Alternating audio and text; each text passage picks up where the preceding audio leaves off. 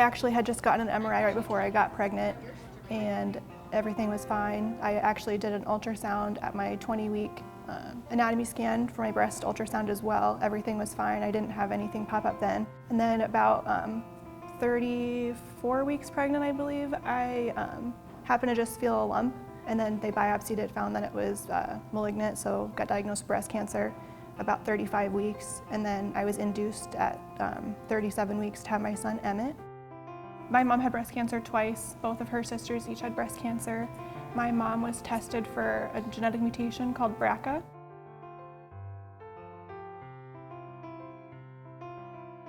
Actually, I think if it wasn't for my risk factor, it probably would have maybe ignored it, because it's very common for pregnant women to have lumps and bumps, and even my age group, it's very common for breast tissue to have like lumps and bumps, and so you just have to know your breast tissue and know that something's wrong, and it's really important to do the self-exams every month. I think whenever we see a young woman with breast cancer, we're always, a little bit on high alert and complicated by the fact that she was pregnant, and we wanted to make sure that she had a healthy baby before starting treatment, and so it was a lot more going on than what we would see in kind of our more usual case, for sure.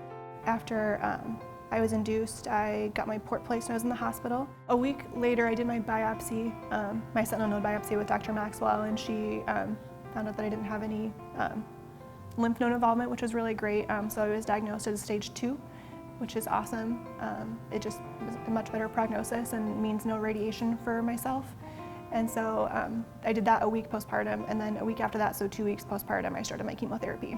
Megan was a complete trooper throughout all of it, and she just said, look, I'm gonna move forward, we're gonna get the baby out, have a healthy baby. That was the #1 priority. And then, the same time she was in the hospital, she had her port placed for chemo. She was just ready to charge forward and get the treatment started. I've taken care of young people with cancer. I've taken care of people who have had breast cancer in their 30s and never necessarily in their 20s, but it's just, I don't know if it necessarily hardens you. I feel a lot more, I empathize a lot more with the people that I've taken care of because of it.